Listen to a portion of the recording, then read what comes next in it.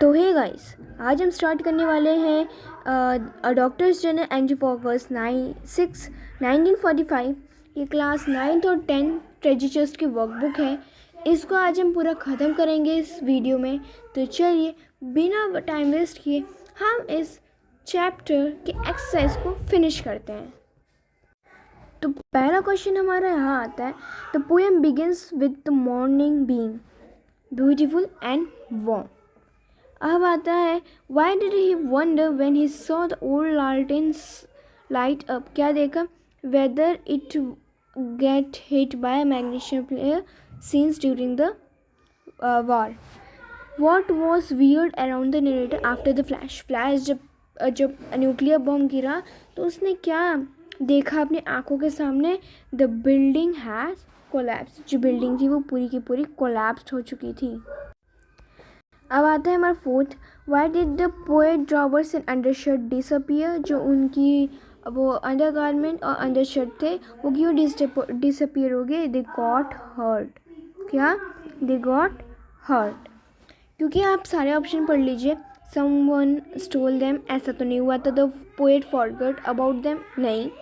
The poet misplaced them, नहीं, ऐसा नहीं हुआ था। तो fourth option is a correct option, they got they got burn. वो जल चुके थे। What scared the doctor when he felt blood gush out. जब वो बुला रहे थे अपनी वाइफ को तो जो ब्लड निकला था, किस वजह से डॉक्टर डर गए थे जब ब्लड बाहर निकला था? देखो, उन्हें लगा था कि जो उनकी आर्टरी थी, उनकी जो वेन थी वो फट चुकी है और इसी वजह से ब्लड बाहर निकल रहा है। अब आती है People were walking. What did the narrator say consoling his wife? Wife जो नरेटर थे, जो हमारे डॉक्टर थे, वो अपनी वाइफ से क्या कंसल्ट किए थे? दे वुड बी फाइन। वो सही होंगे, वो ठीक होंगे, सही सलामत होंगे। People way walking naked on the road because. जो पीपल्स थे वो बिना कपड़ों के क्यों घूम रहे थे? क्योंकि देयर क्लोथ्स वेयर बर्न। उनके जो क्लोथ्स थे वो क्या हो चुके थे? बर्न हो चुके थे। अब आता है, why did the poet wonder when he saw a woman and child both naked. जब उसके सामने दोनों, एक औरत, एक महिला और उसका एक बच्चा आया था, दोनों कपड़े नहीं पहने थे, तो उसके मन में क्या विचार आए थे? Whether they had come out right bath after a bath.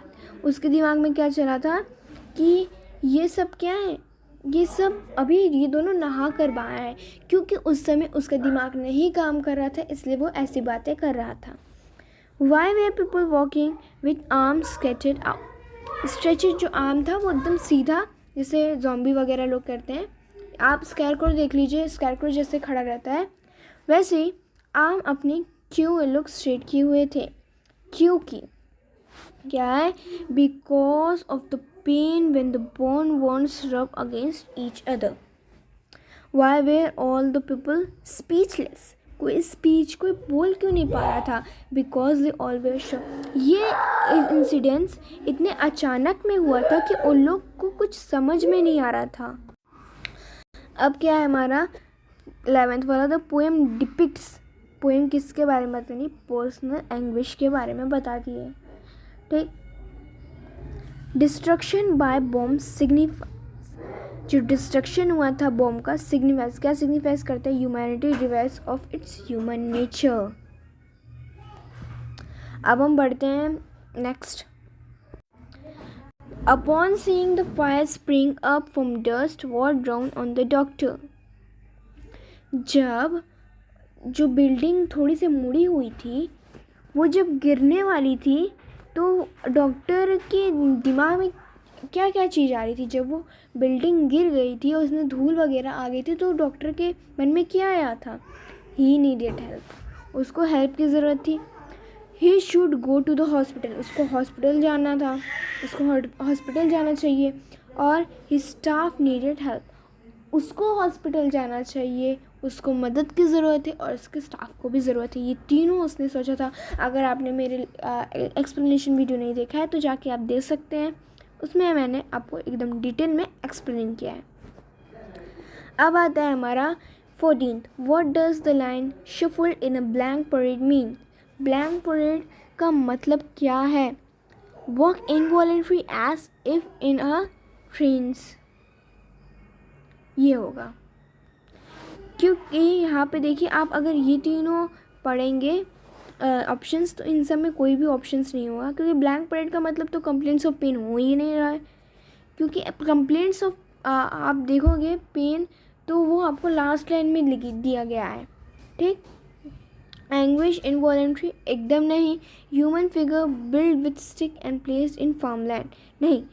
ऐसा मतलब यहाँ पे कहा गया है कि स्क्रैरक्रो बने, नहीं ऐसा नहीं, क्योंकि walk involuntary as if in a trance, वो क्या कर रहे थे, वो ट्रेस मतलब कि वो एक सीधी मतलब जहाँ जहाँ सब जा रहे थे वहीं वहीं जा रहे थे। इन लोग सोच रहे थे कि हाँ कुछ उम्मीद है हमें कि हम बच जाएंगे, इसलिए एक सीधा रास्ता पकड़कर इन लोग बिना इमोशंस दिए जा रहे थे।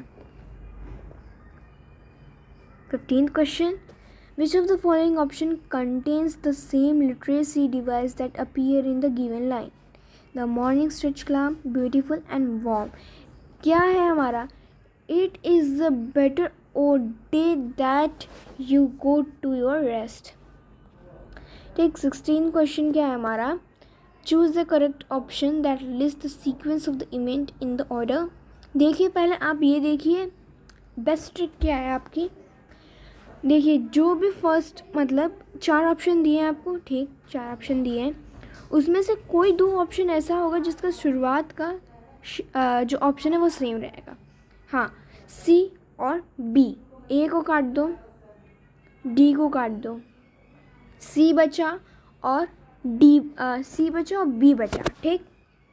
अब देखो दोनों में 4th कॉमन है, सही। अब पहले आप देखो सेकंड सही बोल रहा है कि नहीं। The narrator suddenly see 2 strong flashes of light, हाँ ये सही है, इसका मतलब हमारा जो चूज़ किया हुआ ऑप्शन है वो सही है। दूसरा क्या है, 4th ऑप्शन दिया गया है, the narrator call of its wife who is blood stain and scared, हाँ। अब तीसरा देखिए ऑप्शन बी में क्या दे रहा है, 3rd ऑप्शन, तो चलिए पहले 3rd ऑप्शन पढ़ लेते हैं। The narrator see peoples suffering all around him, ये कहा गया है। और सी ऑप्शन में क्या गया है, Yoko san the narrator wife goes ahead of him to the hospital. देखिए जो योको सैन वाला था हॉस्पिटल वो लास्ट में इसने भेजा था, बल्कि जो 3rd वाला ऑप्शन है the narrator sees people suffering all around him, जब वो बाहर निकला था, जब वो स्ट्रीट पे देखा था तभी उसने देखा था कि बहुत सारे पीपल क्या सफरिंग कर रहे हैं, ठीक। तो हमारा बी ऑप्शन क्या हो जाएगा, बी ऑप्शन हमारा करेक्ट ऑप्शन हो जाएगा। अब क्या है, select the option that shows the correct relationship between statement, ठीक। फर्स्ट एंड सेकंड स्टेटमेंट में हमें रिलेशनशिप बताना है। The narrator asked his wife, The narrator asked his wife Yoko-san to go ahead alone to the hospital. हाँ ये correct statement सही है।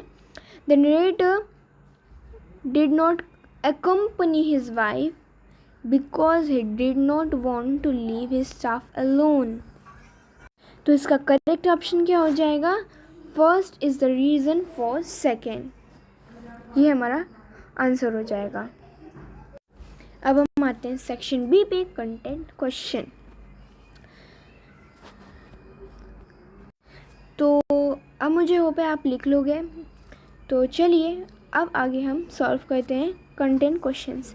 ये हमारे क्वेश्चन मतलब जो आपने पोएम पढ़ी है उनका एक पैराग्राफ लेगा, उस पर एक क्वेश्चन 5 क्वेश्चन देगा और आपको उसके आंसर्स लिखने पड़ेंगे, इसलिए आपको हर एक पैराग्राफ एकदम डिटेल में पढ़ना होता है। तो चलिए बिना टाइम वेस्ट किए हम स्टार्ट करते हैं।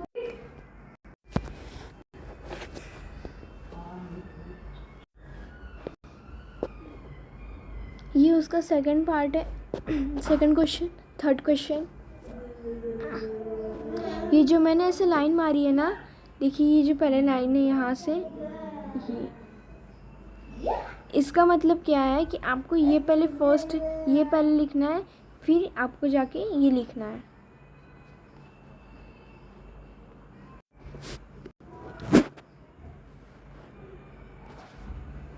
आप वीडियो पॉज करके आराम से लिख सकते हो।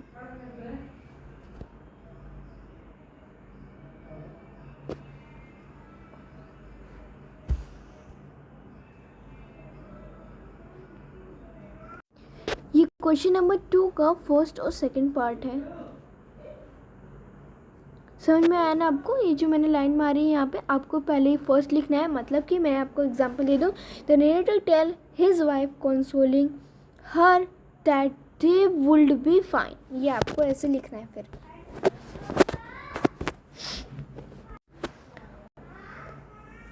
ये आपका थर्ड और फोर्थ पार्ट है। अगर आपको ये वीडियो मतलब फास्ट लग रही हो तो आप पॉज करके या आप इस वीडियो को स्पीड कम करके लिख सकते हैं।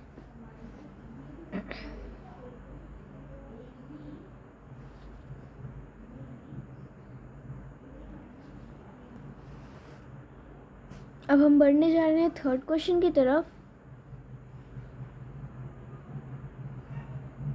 आपको देखिए, जब एग्ज़ाम में क्वेश्चन आएंगे ना, आपको ये नहीं कि आपको यही आंसर रट के जाना है, आप अपने आप से भी क्वेश्चन आप आंसर बना सकते हो। गारंटी है मार्क्स नहीं कटेंगे, पर जो क्वेश्चन पूछा है उसका ही आंसर आपको देना है, ठीक? और आपको चैप्टर पूरा अच्छे से पढ़ के जाना है, रट्टा नहीं मारना है आपको। ये फर्स्ट और सेकंड पार्ट है।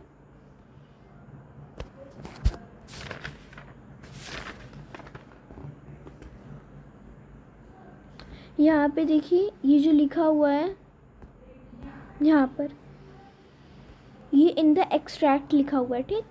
फोटो थोड़ी वो आ गई है, बस एक्सट्रैक्ट लिखा है। ये आपका थर्ड और फोर्थ पार्ट है।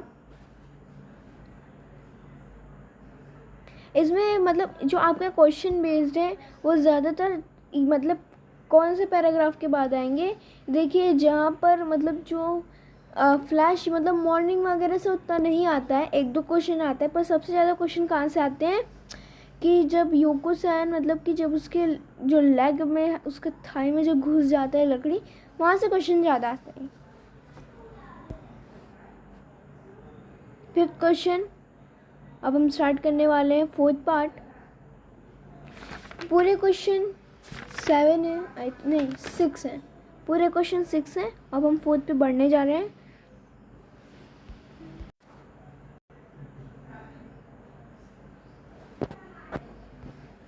देखिए यहाँ पे, the breath of speaker shot was shot because he was badly injured. और फिर आपको पूरा लिखना है।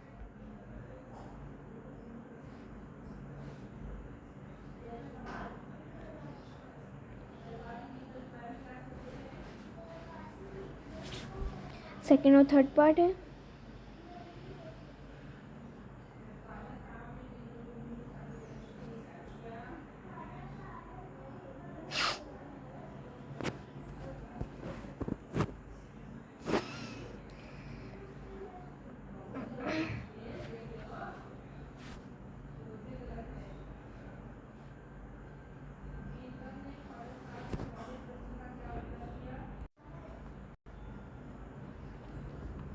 ये फोर्थ पार्ट का लास्ट क्वेश्चन का आंसर है, ऊपर वाला,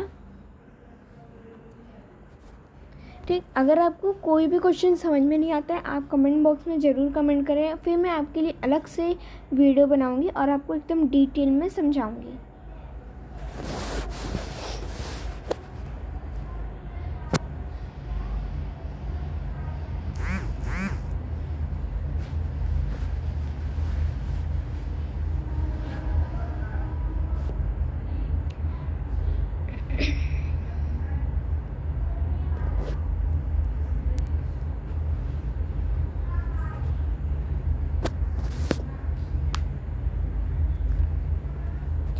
ये क्या है फ्रेंड्स? यहाँ पर फ्लैश लिखा गया है।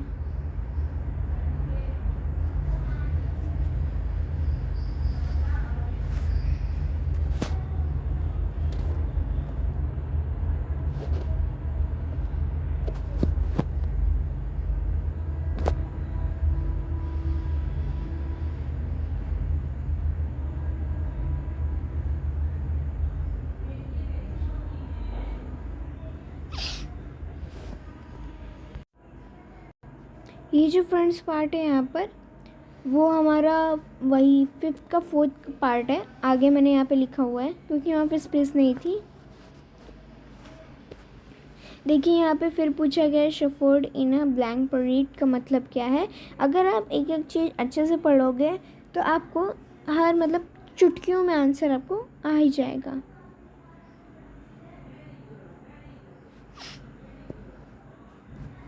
आप कोशिश करा करो, आप खुद से आंसर लिखो, मतलब कि अगर आप एक बार अच्छे से चैप्टर पढ़ लियो हाँ तो आप क्वेश्चन करते हो तो आपको क्या होता है कि मतलब अच्छे से क्वेश्चन आपको सारे आ जाते हैं और फिर आपको सीधा एग्ज़ाम के समय पढ़ना रहता है।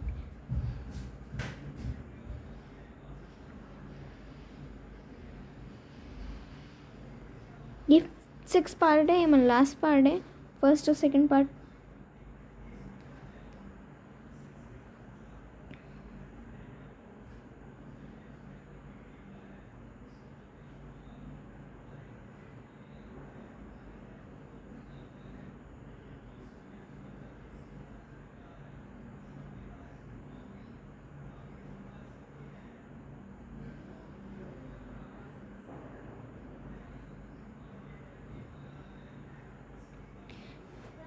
यहाँ पर क्या है फ्रेंड्स, यहाँ पे जो है ये वाला, रुकिए, ये आपको क्या है, the poem often refers to nakedness of the body. यहाँ से है इधर तक, इसका आंसर कहाँ तक है, इधर तक है इसका आंसर। और फिर द बॉम्ब कहाँ, इधर है। द बॉम्ब कहाँ लिखना है आपको, इधर लिखना है, the bomb besides bomb explosion the powerful nation.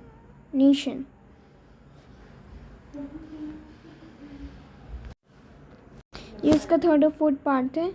मैं आपको पढ़ के सुना, एक बार थर्ड और फोर्थ पढ़ के सुना दूँ। The bomb explosion destroy everything but all the people remain silent. They could not even utter a word of anguish. It symbolized that when the powerful nation destroy common people, nobody says anything. They choose to remain dumb. ठीक, फिर आपका यहाँ पे fourth वाला है, the two consequent strong flashes which started the narrator. He was physically injured badly. The roof and the building collapsed. Timber and debris were scattered and the dust shivered. People suffered physically and mentally. Fifth वाला भी पढ़ के सुना दूँ आपको, शायद आपको यहाँ पे नहीं दिख रहा होगा अच्छे से। The suffering of the people in dreadful.